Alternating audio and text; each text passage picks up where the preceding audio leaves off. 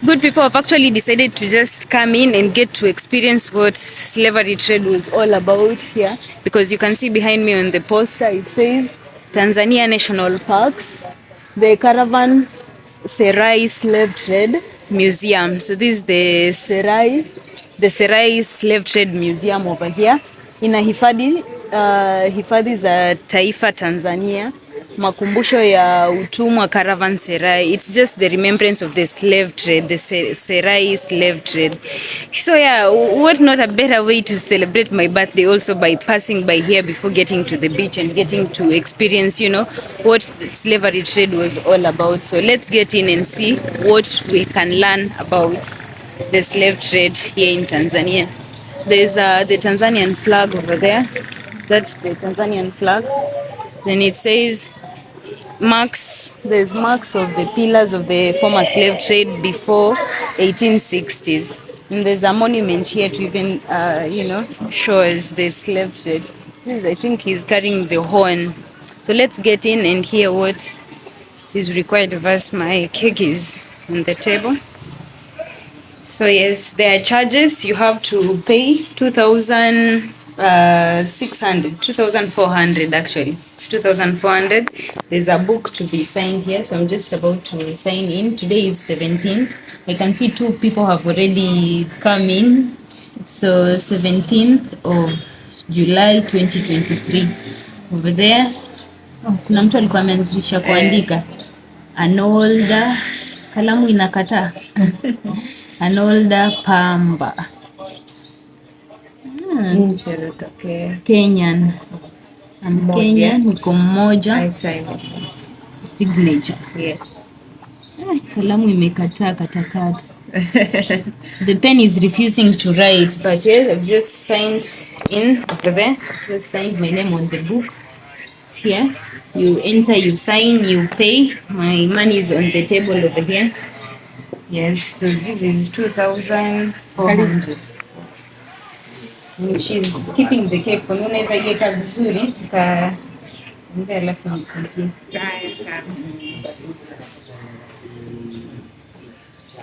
Yes, I'm just waiting. She says there's a receipt. I'll receive a receipt as well. I'm waiting for the receipt, then we can start taking the tour. Utaki kuconfirm kama inafika? Utaki kuconfirm kama inafika? Inafika. Iko sawa? So, hapo let me go with her. Nimfuate? Ama ningoje tu hapa? Nisubirie hapa? Okay.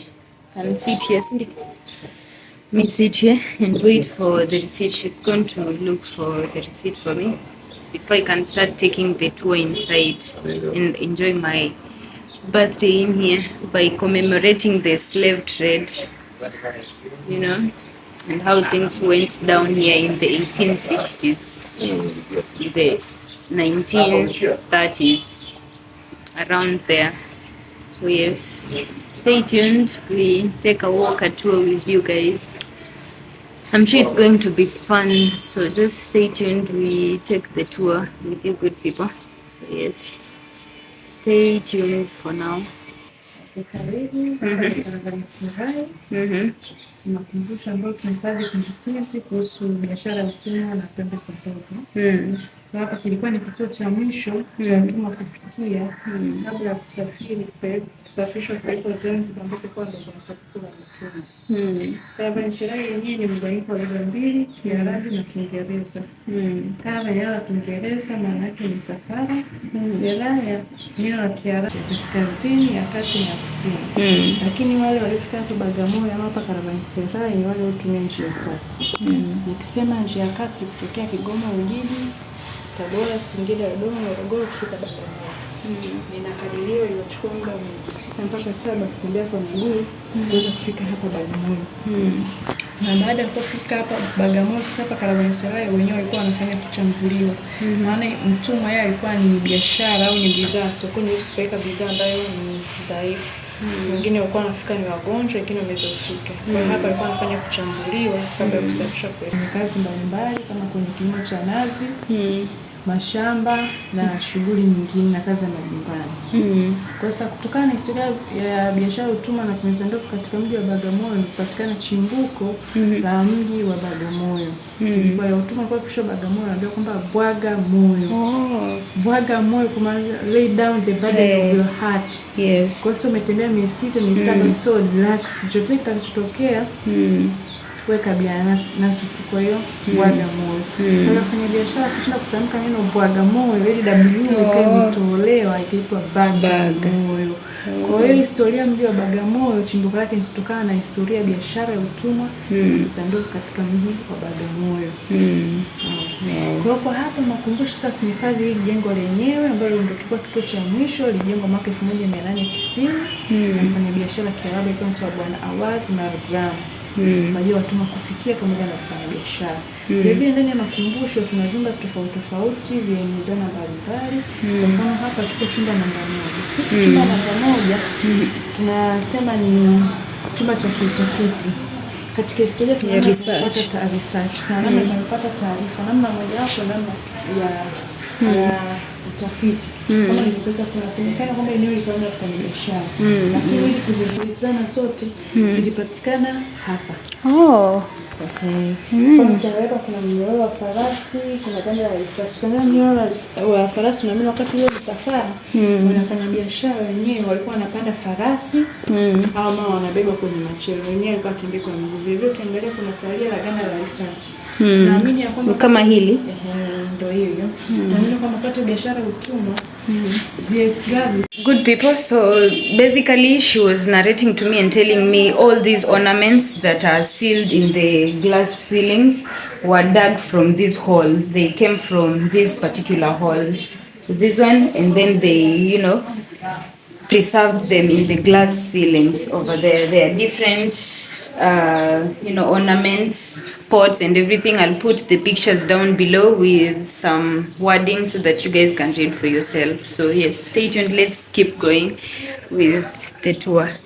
Ramani ya kwanza ambayo kuonyesha njia tatu za biashara utumwa kaskazini, ya kati na kusini. Ya kati inaonekana kutoka Lake Tanganyika kwa maana Tabora, Ujiji, Kigoma hadi Bagamoyo. Kuna hii ya nyingine inaonyesha kutoka Kigoma, sasa inaonyesha na vile vijiji, njia zote na kilomita ambazo zilikuwa zinapatikana kutoka Tanganyika hadi Bagamoyo. Ile ya tatu inaonyesha njia za biashara utumwa katika bahari ya Hindi baada ya watumwa kuwa wameuzwa maeneo ambayo walikuwa wanaweza kupelekwa. Wow.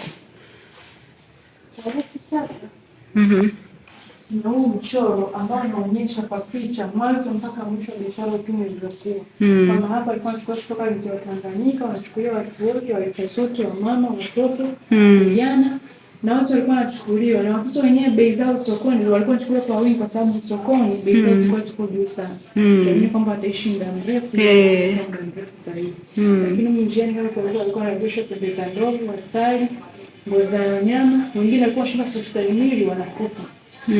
Walikuwa wanakufa wanaachwa tu wanaliwa na wanyama. Lakini pia safari kwa inaendelea hapa ni wameshafika Bagamoyo sasa wanaingiza kwenye jengo la Pamba kwa kisha ndani wanahesabiwa wanaingizwa wanachambuliwa. Baada ya kuchambuliwa wanapelekwa sasa hapo ni hiyo Bagamoyo. Baada ya kuchambuliwa ndio wanapelekwa sokoni Zanzibar kwa ajili ya kuuzwa tayari mchezo kwenye kimafungu. Kwani mchoro ambao unaonyesha kwa picha mwanzo mpaka mwisho wa biashara ya utumwa ilivyokuwa. Kwa hapo tunahisi minyororo ambayo tunatumia kwa kufunga watumwa shingoni, miguuni pamoja na hii shingoni, miguuni pamoja na mikononi pia. Hapa tuna hizi vyeti vilitolewa na serikali mbili tofauti. Hii kwa Sultan Said Baragash, yeye alikuwa ni mtawala wa Zanzibar. Baada ya biashara ya utumwa kuwa imekomeshwa, alitoa tamko kwamba vyombo vyote vya baharini vinakaguliwa kwanza. Ni cheti ambacho kilitolewa na serikali ya Mjerumani. Mjerumani yeye alitawala Bagamoyo. Baada ya kuwa ametawala Bagamoyo, sababu alikuja kwa ajili ya kukomesha biashara ya utumwa. Kwa baadhi ya watumwa ambao waweza kuachiwa huru walipewa hizi vyeti kama vya utambuzi. Kuna hizi hapo kuna zile zawadi za machifu. Wakati wa biashara ya utumwa inafanyika, sisi tulikuwa chini ya machifu. Machifu hao walikuwa ni mawakala wafanya biashara utumwa. Mfanya biashara alisema akienda Tabora alikuwa aende kuonana na kwenye familia na kutaji. Hizi hapa zilikuwa anatumia kuwarubuni machifu. Ikumbuka kwamba wakati wa biashara utumwa walikuwa wanaita barter trade, kwa kuwepo na pesa. Wanabadilishana vitu kwa vitu, mali kwa mali. Kwa hiyo hizi hapa sahani za shaba na mabakuli ya shaba walikuwa wanatumia kuwarubuni machifu, na machifu wanatumika kuwarubuni wananchi wao waweze kutoa watu waende utumwani. Ndio kuna hiki kifaa kinaitwa pishi. Inaitwa pishi. Ni kifaa ambacho kilikuwa kinatumika wakati wa biashara ya utumwa. Mfano mjomba anamtoa mkwa wake, anapeleka kwa chifu. Atapimiwa mahindi labda au mchele, hizi pishi 10 au 20, ndani anamwacha mkwa wake ampeleka utumwani.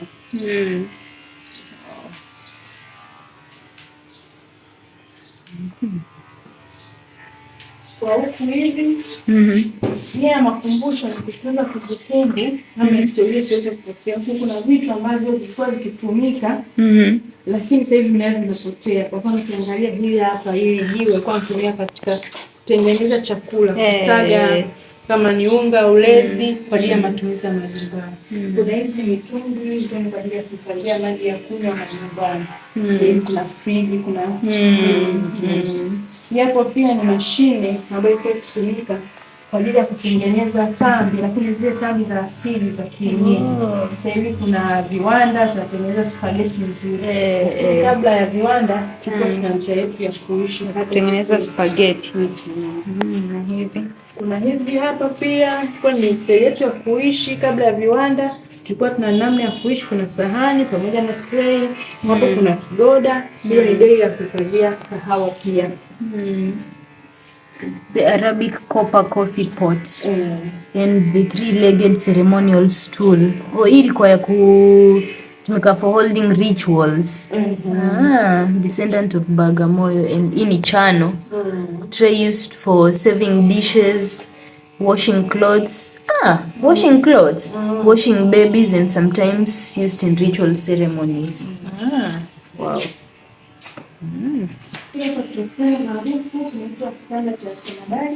Ni kitanda ambacho alitumia Mwarabu. Lakini baada ya kuwa ameondoka ni kitanda ambacho kilikuwa kinaenda kutumiwa na watu wenye uwezo wa hali ya juu. Matajiri kwenye jamii. Sasa tumeawa picha kwa uso wa wiki pamoja na godoro la sufi ilikuwa inatumiwa na jamii ya watu wenye uwezo sana kwenye jamii. Wow. Pia kuna mambo ya mila na desturi. Kwa wakazi wa Bagamoyo wao wana mila na desturi pale msichana anapoingia ubinti pale anapovunja ndoa. Kwa hiyo hapa wanaitwa mwanahiti. Wao wanaitumia katika kuwafundisha wale mabinti kwamba sasa mmeshakuwa, mambo mengine hapo wanaitumia during the initiation period. Hii ni eyeliner. Ndio. Mapambo. Ndio kwa ajili ya mapambo. Then that's a handbag made from bark trees. Huko chini ni vifaa kwa ajili ya matumizi ya nyumbani. Kuna hichi kibaba, kuna birika ya shaba nyekundu pamoja na pasiti na handle. Vyote hivi ni kwa ajili ya matumizi ya majumbani. So this pool was used to wash hands or to put water during bath, and the basin was used for washing hands. Those materials was used during the Arabian rules. These materials have been obtained by purchase of Mr. Abdallah Kibinda. And this one is a measuring tin. Bagamoyo residents believe in fairness and were very strict on business procedures and regulations that were put in place when buying or selling. So this was a measuring tin used for measuring volumes of liquids. Also existed other tins like this for measuring weights. Oh, wow. Okay. Here's some pictures. Let's keep going.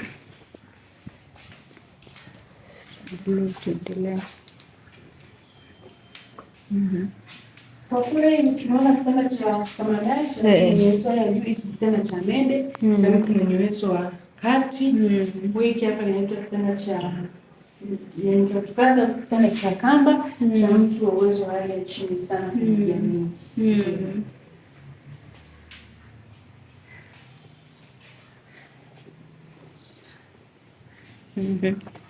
Na hii hapa inaitwa dema. Nema ni kifaa, ni fishing trap, mtego wa samaki wa baharini. Ilikuwa inatumika kabla ya mapinduzi ya viwanda. Sasa hivi wanatumia risasi, wanatumia nyavu. Lakini faida ya kutumia hapo, ulikuwa hawezi kuvua samaki ambao hawajakomaa. Sasa ukivua samaki ambao hawajakomaa, automatic lazima atatoka.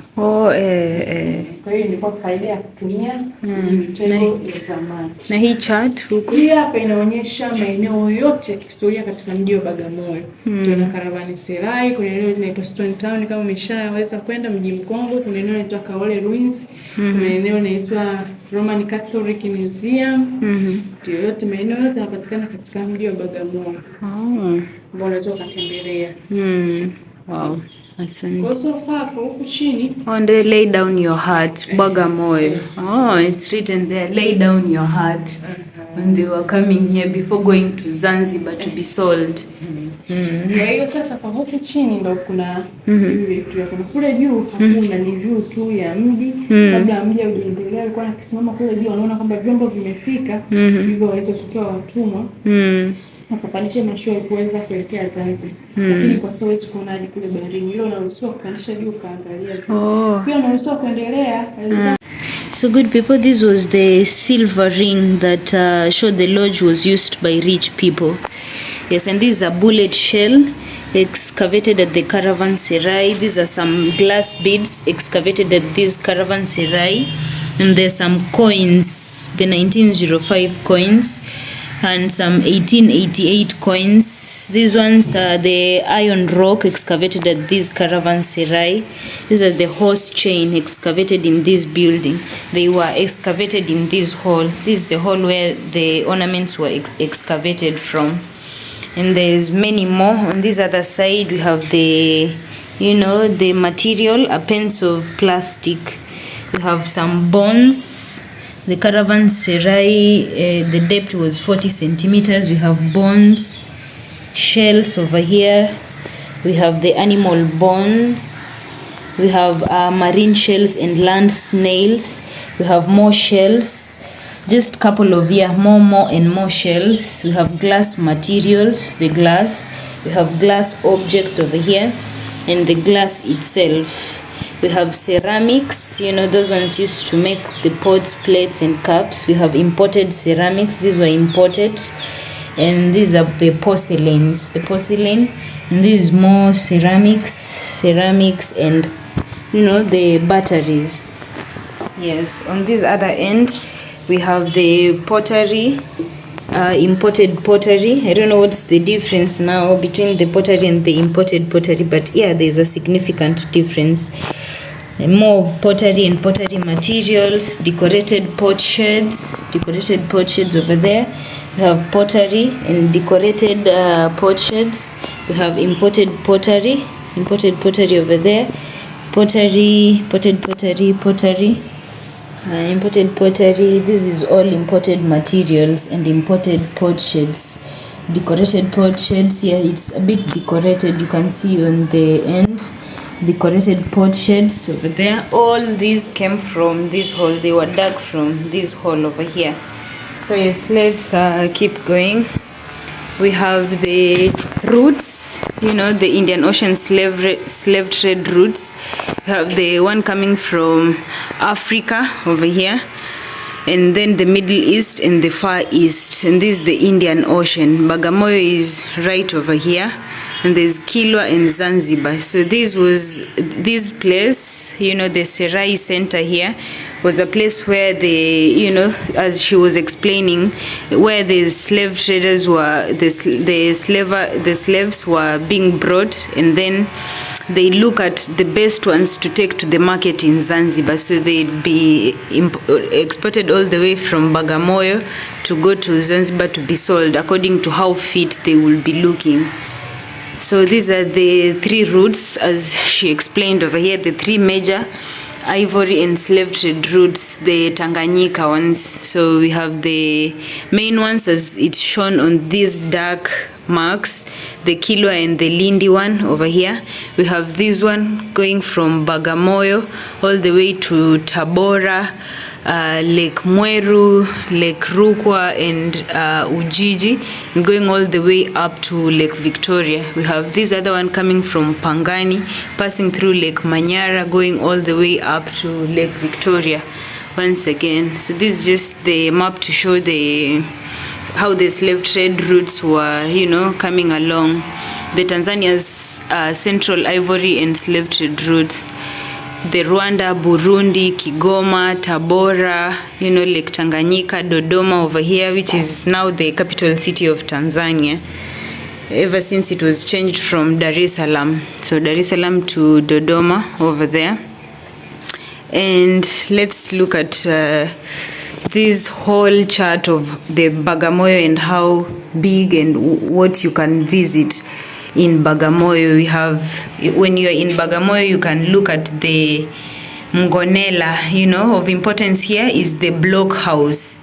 The block house, Ndunda Tower, which was built in 1889 by Herman Wisman during the Bushiri War. Oh, we learned about the Bushiri War. There's the caravanserai where here preparations were made for the fitting out of the caravans to the inland. It also acted as a resting place for the caravan porters from inland. The areas include a courtyard with single-story buildings at the front and a square two-story building with a caravan at the center. So excavations reveal possible chambers. You can visit the Mwanamakuka Cemetery, contains the oldest graves in Bagamoyo, dated 1793. You can visit the old fort, incorporated the oldest stone house built by Abdullah Selemani Mahabi in 1860. It's fortified by Sultan Bagash within 1870 to 1888, after which it was owned by the Indian Sewa Haji, then used by the Germans as garrison, after which it acted as a police post. You can also check out the Liku House, which was used by the Germans as the first headquarters. There's the Boma, which was built in 1897 as residence for the German colonial governor and also served as German administrative center. You could visit the old Bagamoyo Tea House, one of the oldest building with the best preserved carved Arabian door. You could also check out the customs house built by the Germans in 1895. You could, the first one on this list is the Stone Town. The town contains a large number of structures including mosques, Mwambao School, hospital, hanging place, German cemetery, and the remains of the storehouse. These are the proposed zones within 500 meters to be adhered around the stone area conservation. So this is it. This is the conservation area, the Catholic mission over there as it has been portrayed. Conservation area in Kaole ruins. These are the pictures of the ruins. Wow, in the Bagamoyo area itself. Just detailing all the important offices that is around here. You have the Ministry of Natural Resources and Tourism, the Ministry of Natural and the Bagamoyo District Council, the University College of Lands and Architectural Studies. You have the CEDA, and what you can come check out when you're around here. So this is called the fishing trap. So this is the trap. We see that this fishing trap was used for fishing activities where Bagamoyo fishing is the main economic activity. And this device was purchased from Mr. Ramaradi Mohammed Pazi, a fourth generation native who had been introduced to this knowledge from his 180-year-old father. Wow, this is where it was gotten. 180-year-old father who now had... What is this? This doesn't have any details I can read of. Let's check out this other room. Okay, let's first check out this other room. So here we have the rope bed. This is a rope bed, sorry. This is a rope bed made of rope, basically. Wood and rope. So this bed was used by the low life or poor people in a society during the Arab colonial rule in Bagamoyo town. So this bed was purchased from Miss Asina Rajab Ndevu.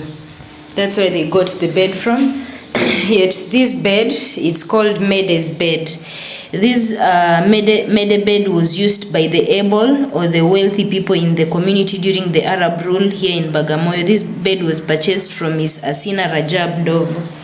So this is for, you know, the middle class, and this for the low class. This is made out of just the rope and the wood, and this basically out of wood, which is a bit mid class for the people of the Bagamoyo during that the Arab rule, you know. So let's check out the one for the wealthy, how it looked like. Let's go.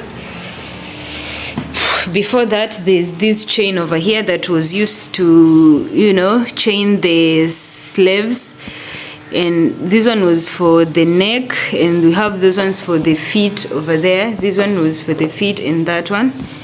And here lies the bed of the rich. This is called the Samadali's bed. So this bed was used by an Arab during his reign here at Bagamoyo, and it continued to be used by, you know, rich people in the community. So this bed was purchased from Mr. Samahani Kejeli, who inherited the bed from his mother, Buguza Mtelekezo. She was born in February 1st and died in 2004 from 1907. Also, she was one among of the slave descendants. This is the bed. Actually, it has nice cushion, very comfortable, you know, for the rich to lay their head. And it has some good pieces of art over there, the paintings of the two birds. Let's see what else is here behind the bed. Here I see two. Yes, these are the Bagamoyo and politics. So politically, Bagamoyo was very important during the colonial and the post-colonial time. Chief Fundikila used this house upon his banishment from the Unyanyembe by the British colonial government. So this is the house, you know, the house that was used by Chief Fundikila upon his banishment. And then this one is just among the oldest mosques in Bagamoyo. That one of the oldest mosques. Let's see what else is on this other end. This one over here is called the Stone Town. The Stone Town, the Bagamoyo architectural heritage is more illustrated by old stone buildings with Swahili civilization doors. So this is part of a narrow street as seen today on the Stone Town. This one over here is the Mwambao Primary School. The school was built by a famous trader, Sewa Haji, and donated to a colonial government. It was the first multiracial government school during the German colonial rule that accepted Africans, Arabs, Indians, and whites. Wow. This is the Kinyamkela hut. The Kinyamkela hut is a very small house believed to be a home of a good ghost through whom people can ask their wish and assistance to free them from disasters. Really? Really now? You didn't see that coming? So yes, here we have the Boma. This building was the first German colonial governor's office in Tanganyika. Whew. Okay, hope no more ghosts. So here we have the 14th century mosque at Kaole. And this is the old fort. This was built by Abdallah Selemani Mahab and used as his residence. Then used by the representative of the Sultan of Zanzibar within 1884 to 1919, used as a German colonial military base. Within 1919 to 1974, used as a prison, and then within 1974 to 1992, wow, when my brother was born, used as Bagamoyo District Police Force. Now is managed by the Antiques Department. And over here we have some glass ceilings. This is the silver chain. Usually women wore this chain as a decoration. This particular silver chain, you know, was worn by a young girl as she approaches adolescent period during her initiation and also on her first newborn. And we have the Mwahiti carving. This Mwanahiti carving is a special carving much respected by Bagamoyo residents. A young maid wears it during her initiation period. We have the eyeliner, you know, the eye makeup, the cooking pot over here. and women living within the coastal areas have been famous in the use of various raw materials for body decoration. The displayed pot has been used to cook eyeliner. So that pot was used to cook eyeliner over there. We have a handbag over here. The handbag made from bark trees was used by residents of Bagamoyo for the purpose of storing money or items during travel during the Arab era. This handbag was purchased from Mr. Abdallah Kibwana Kibinda. Wow. And we have a kasiki na hondo over here. Traditionally, the people of Bagamoyo knew the importance of servings. So the kasiki and hando were I think these two, the kasiki and the hando, those two, they were very important utensils used as banks. When full of money, they were buried for security. Wow, really? So those are banks, the kasiki and the hando over there. We have the red copper pool with its basin. So this pool over here was used to wash hands or to put water during bath preparations to pray here for Muslims. And the basin was used for washing hands. Those materials were used during the Arabian rule. So these materials have been obtained by purchase from Mr. Abdallah Kibinda, resident of Bagamoyo. We have this measuring tin over here. The Bagamoyo residents believe in fairness and were very strict on business. So procedures and regulations were put in place when buying or selling. So this measuring tin over here was used for measuring volumes of liquids. Also existed other tins like this for measuring weights. Wow, that's very strict. I can see some buibui. This is buibui actually.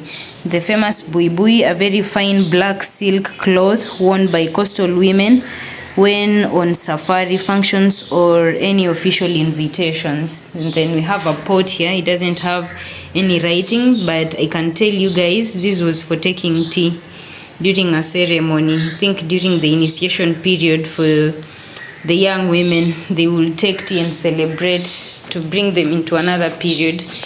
So this was used for making pasta making hand machine. This small hand machine was used for making pasta from rice flour. The pasta is a delicious meal within the coastal families. Housewives specifically used this machine when they intended to prepare a special meal for their husbands. That material used to make pasta with the hand.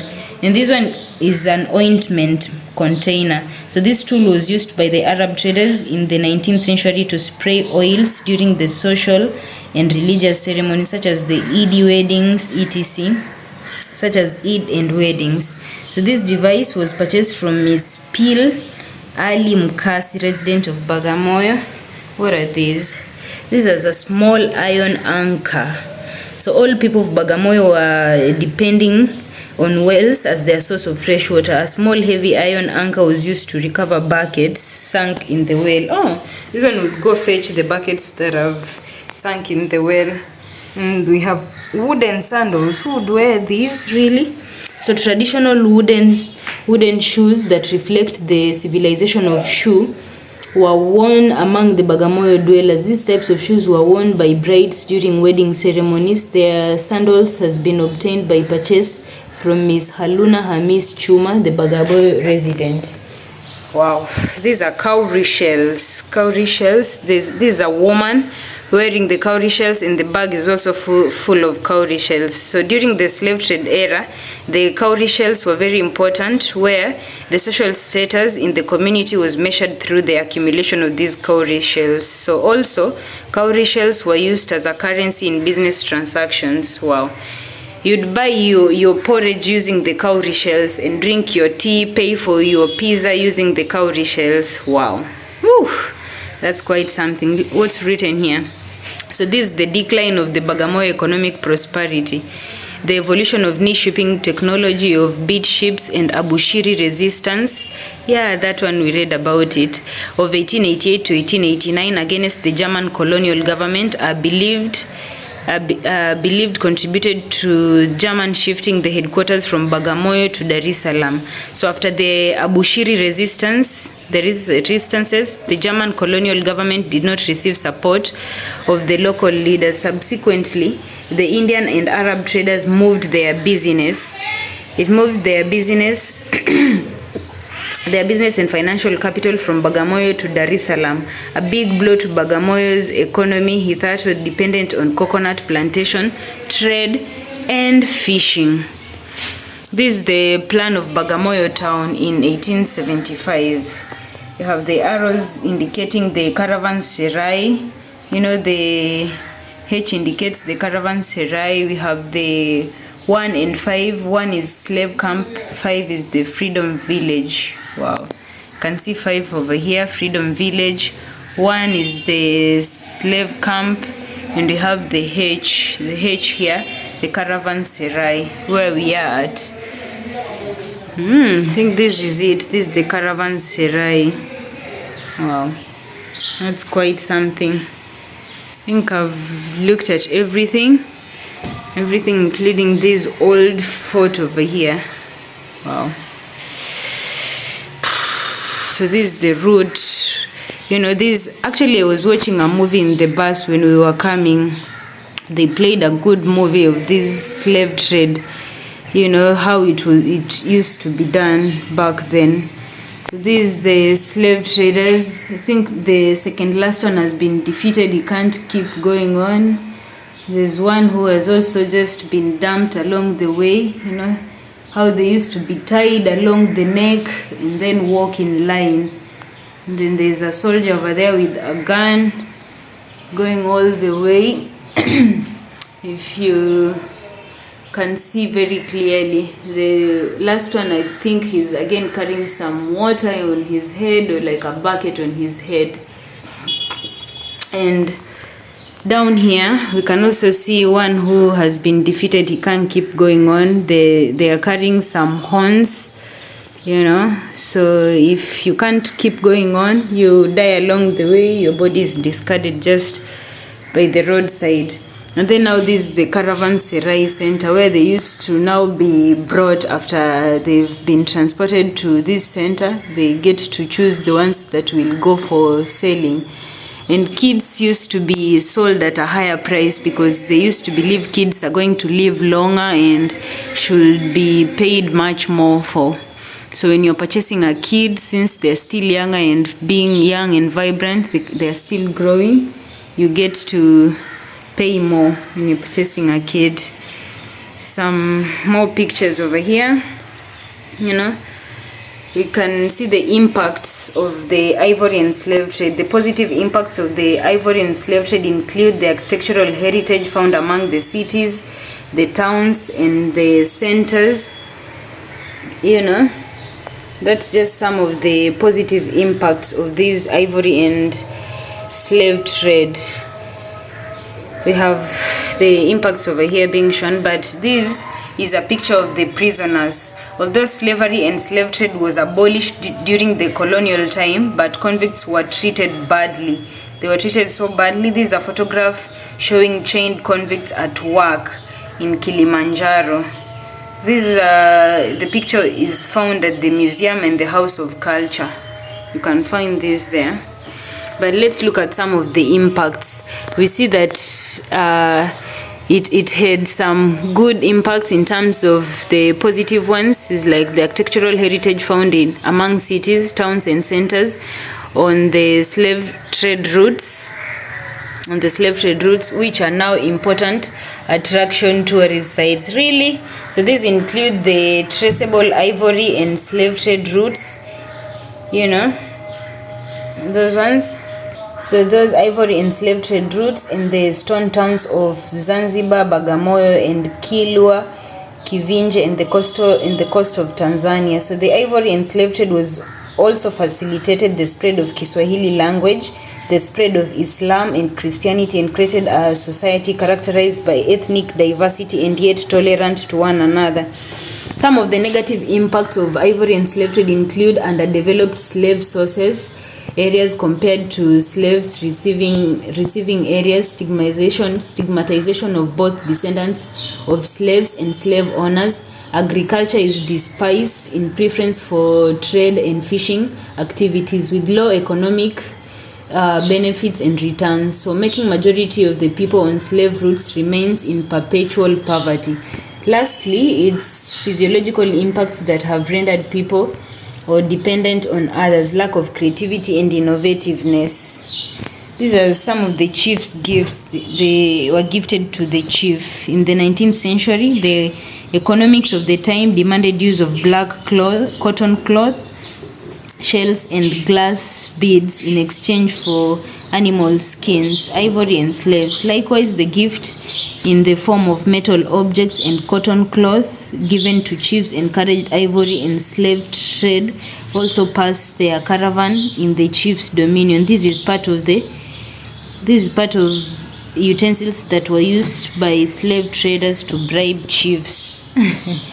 So the slave traders used these to bribe the chiefs. They would gift these to the chiefs to get away with whatever they were trying to get away with. You know, the metal objects and the cotton cloths.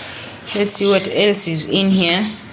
In here we have the kerosene stove. This is a kerosene stove used in the past before the development of domestic gas and technology. So it was purchased from Mr. Makubi Abdallah Makubi, a resident of Bagamoyo, who also inherited it from his father, who died in 1975 at the age of 105. These are some, you know, made out of rocks. These are rocky. This is rock and this is like ceramics. So this is the grinding stone. It's called a liwa grinding stone, a stone used by the coastal women for grinding liwa. Liwa flower comes from medicinal barks of trees and is used as a body soothing agent. It soothes the body. And this is a mill for milling.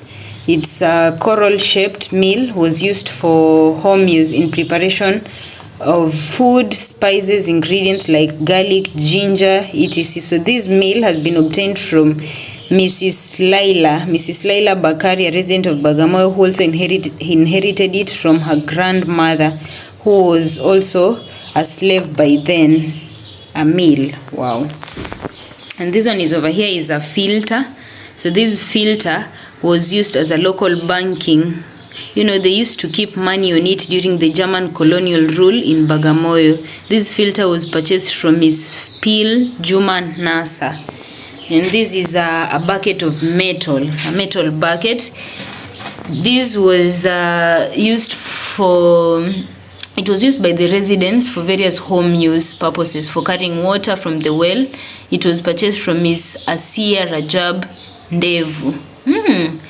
Ndevu means beards. Wow, someone is called beards. So this over here is a natural grinding stone.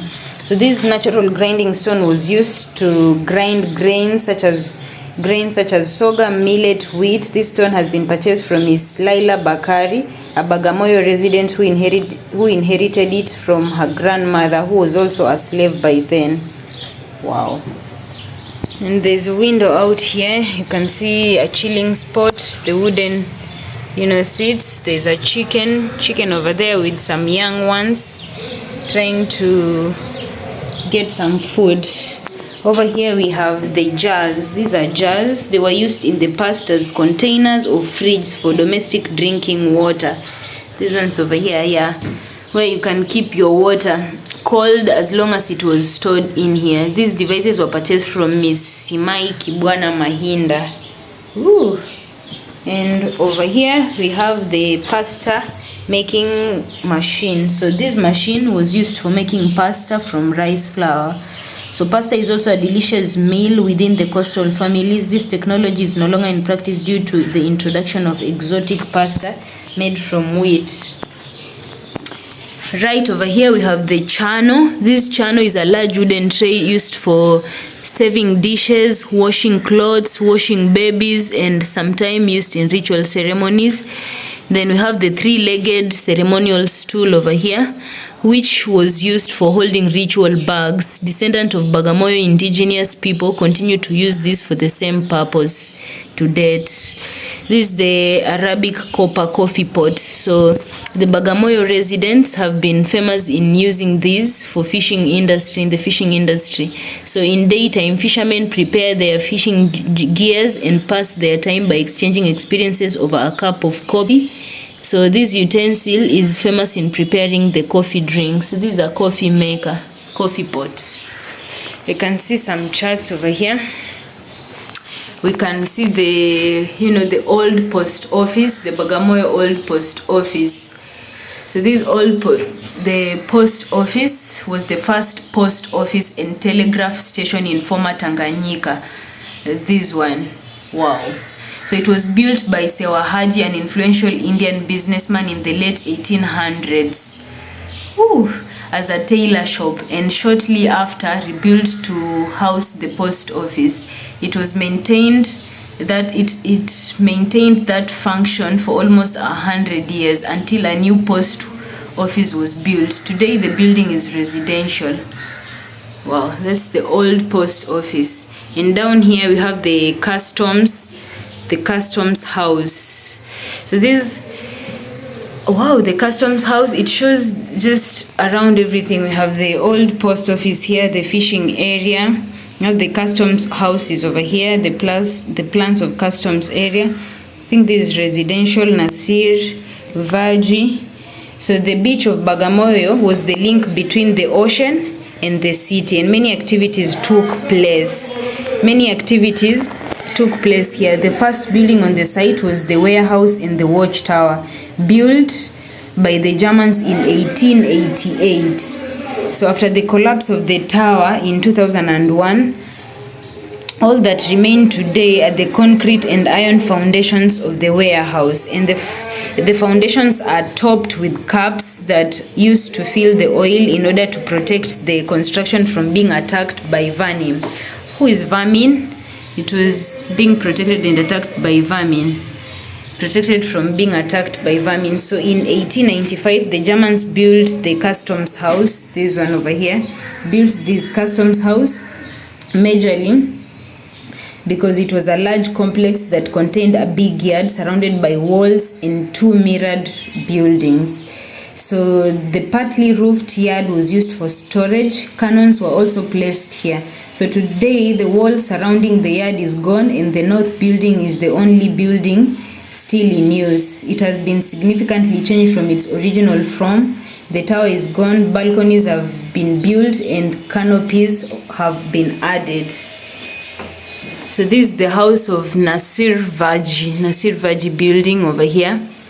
The Nasir Vaji building originally housed the company of Nasir Vaji, a prosperous Indian businessman. It was probably built at the end of the 19th century and was originally two separate buildings, with the top floor housing a guest house and the ground floor housing the stores and the office. So the facade and the plan have since undergone rather rough changes.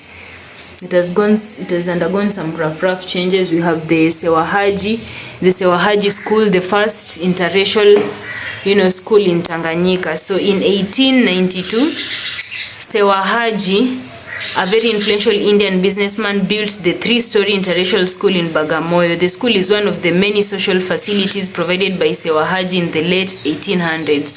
The building was expanded in 3 different stages, and the entrance was moved to the opposite side, but the use of the building has not changed since the start. Today, parts of the building are not used because of their poor condition. The school square in front of their building is an urban node remaining in Stone Town. Here, several roads intersect, and the various public functions bring people to meet over there.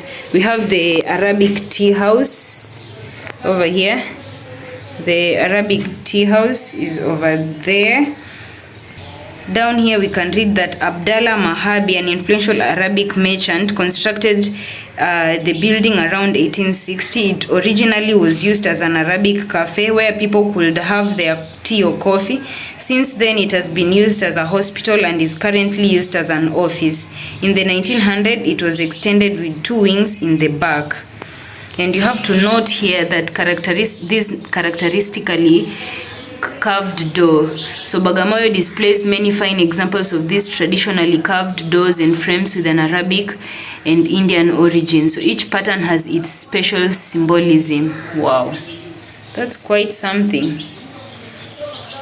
So this is between 1900 to 2000.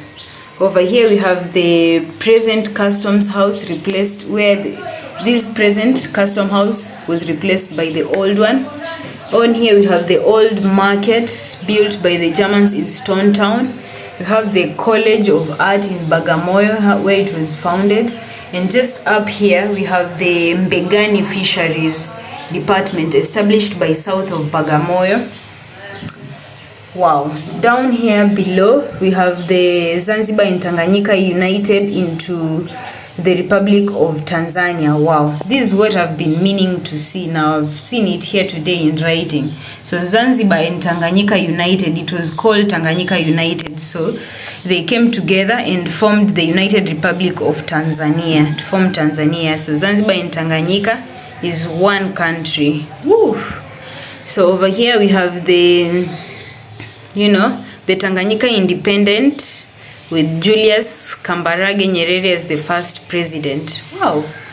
So Julius Kambarage Nyerere was the first president of Tanganyika. In 1922 here, slave trade was totally abolished. In 1926, the British take over the rule as a consequence of the First World War. And down here, we have the British built for law, order and education. Among other things, they built the Court of Law in Stone Town, a police station and schools. But since the British loved football, they also built a stadium for the officers on the sports grounds town. And in 1891, we have the German East African capital moved to Dar es Salaam, the start of the decline of Bagamoyo. That's when it started. So this is from 1900 to 2000, and then this is in 2000. In 2000, we see the future Bagamoyo is facing great challenges. The city has potential to develop in many fields, and with improved communications, changes will come soon. At the same time, the rapid deterioration of the Stone Town turned buildings into ruins. Is it possible to find a way to develop the city in a sustainable way and at the same time safeguard the cultural heritage? Decisions made today will have a great impact on how future inhabitants and visitors will perceive the experience of Bagamoyo. Wow. I can see here in 1995 that 5 major beach hotels are established in Bagamoyo to the tourist industry take off in 1995. And in 1999, the road to Dar es Salaam improved, decreases transportation time considerably, expected increase in tourism, population and business. Wow, that is in 1999 when my sister was born. So in 2002, there is Bagamoyo International Conference on the World Heritage over here. And this is today. At present, 30,000 people live in Bagamoyo. It's a fast-growing city with good connections to Dar es Salaam and Zanzibar. On a daily basis, passengers and goods are shipped between Zanzibar and Bagamoyo. The heritage and the beaches of Bagamoyo have for many years brought tourists to the city. Tourism, national as well, international, will increase in the forthcoming years. That's what the chart over there details and tells us. And what's this over here? This is the Zanzibar slave market. So when they were being taken to Zanzibar, the slaves was the commodity. When brought to the market, they were graded due to their fitness. Slave traders will, with the slaves sitting in groups waiting for customers at the 19th century slave market of Zanzibar. So this is the slaves waiting to be bought over there. We have kids as well. You can see the kids. And this is Abushiri, the Abushiri himself. So Abushiri was this famous businessman that controlled the coastal of East Africa from Bagamoyo to Tanga. His 1888 to 1889 resistance against the German colonial government was one among the reasons contributed on the shifting of German's colonial headquarters from Bagamoyo to Dar es Salaam. Wow. This is the guy who brought that upon the people over here. So we have Tip Tip. His name is Tip Tip. So Tip Tip, the name derived from the sound of his gun. So his real name was Hamed bin Muhammad El Majab. Was born in Zanzibar in the 1840s. At the age of 18, he began slave and ivory trade. So he started it. Okay. So at the age of 18, just an 18-year-old, he began slave trade and ivory trade between the East African interior and coastal towns. By 1880s, he had born a large commercial empire between Lake Tanganyika and the Upper Congo River. Also, he continued to trade in human even after official closure of slave business. After it was closed, he continued to trade in the humans. Wow. And over here we see Bushiri bin Salim Al That in the middle. Wow. So down here it has, detailed of how the slaves were obtained. So slave traders, apart from buying war captives and criminals, so there's a chart here that details how the slaves were being obtained. Slaves being obtained. The slave traders, apart from buying war captives and criminals, during the wars, they obtained slaves in different ways. The following testimonies from people interviewed in Bagamoyo highlights on how slaves were obtained. So Mzee Pima tells that during the time of the famine, people came from the interior to Bagamoyo to get food. They were invited into houses, captured and sold as slaves. Really? That's something. We have Buguza Mtekelezo, the daughter of a slave trade owner, who said that your relative may ask you to get your child to assist him or her in the fields to herd cattle to the pastures, or to get the cattle to the pastures, but your child will never come back. Your child was sold as a slave. She also tells the chief sold their subjects as slaves. So famine and poverty are contemporary social issue many African countries continue to experience, which have led youths and children to immigrate from rural into urban centers, where at times are ill-treated and some are subjected to human trafficking. Wow. And this over here, she's called Chekanao Maria Ernestina. So who is she? Why is she famous? Chekanao means laugh with them in English, but Chekanao, this is Swahili. She's called Maria Ernestina. Sorry guys, I have a hiccup. So she was born in 1874 in Congo and was taken as a slave with her mother on journey. So her mother died before arriving in Bagamoyo. She was among the ex-slaves in Freedom Village in Bagamoyo. After being baptized, she was called Maria Ernestina and was the last ex-slave known in Bagamoyo, and died at the age of 100 years in 1974. Whew. What's this? This is pishi. It's a tool used during the slave trade as a measure to measure food or crops, to buy slaves instead of money. So this tool was used as a measure to measure food, crops, to buy slaves instead of money. This tool was purchased from Mr. Samahani Kejeli. Wow. And this is a passport, a dhow passport. So after the slave trade was abolished, Sultan Said Bagash of Zanzibar ordered all marine vessels to be inspected before departure. So the vessel was found not carrying the slave was issued this passport to leave. So this was the dhow passport. They were inspecting to see if you're carrying any slaves. If you're not, you get that passport. And this over here is the freedom deed certificate. This is a document called free brief containing conditions of redemption of slaves issued by the German colonial government to free slaves over there. This one used to free the slaves. Okay, what else is here? You have the people carrying the horns, and there's a child. This is a child carrying a wood, and these are women over here, various pictures just showing different groups of slaves. These are women slaves, these are child slaves, these are men slaves carrying the horns, and these are like boys, young boys. And this one is the ivory warehouse. So the growth of the slave trade contributed to the growth of ivory trade. Hundreds of elephant tusks. Oh, these are elephant tusks. At Bagamoyo, ready for shipping to the Far East and to Europe. So these elephant tusks were being shipped to Europe and to the Far East. The growth of the ivory and slave trade over there.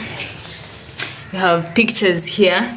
This is just a manifestation of slave trade and ivory and slavery in contemporary Tanzania society. This is a boy denied marrying a girl he loves the most because she's a descendant of the slaves. And this agriculture and manual work despised by some people, especially in the coastal area, because it is associated with slavery. It is a major challenge to the government, a strategy for growth and reduction of poverty in Tanzania. This is a map showing the slave trade routes. These youngsters like this boy fetched very high prices. Yeah. For when trained, he could remain in service and remain to his honor for many years. One of his leg is tied to the log that proved an easy control. Yeah, actually you can see that the left leg has been tied to this log that makes easy control. So these youngsters like this boy fetched a lot of money and had high prices. So this is the Caravanserai building. So this is the outlook of the Caravanserai at the time before become a museum. The building was built in 1860s by Said Magram Awad, who was the richest Arabic slave trader. And this over here is still just part of the Caravanserai building. It's just part of it. At this time it was owned by Nasoro Liku, who was given to him by the Arabic trader of coconut plantation after abolishing slave trade. Wow.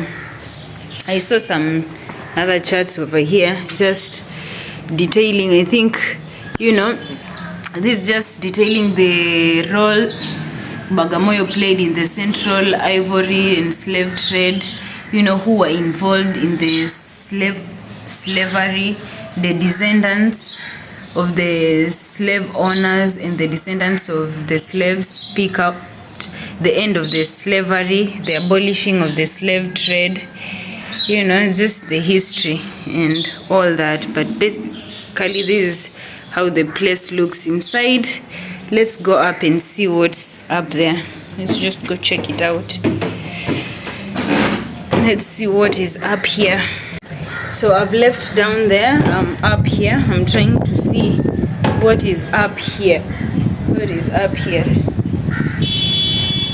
I think from this angle you get to see the town very well. It gives you a good view of the town, but there are some rooms. They are empty. The rooms are empty in here. You can see that up there. I don't know what's in here. What else is in here? It's just a long room with wow.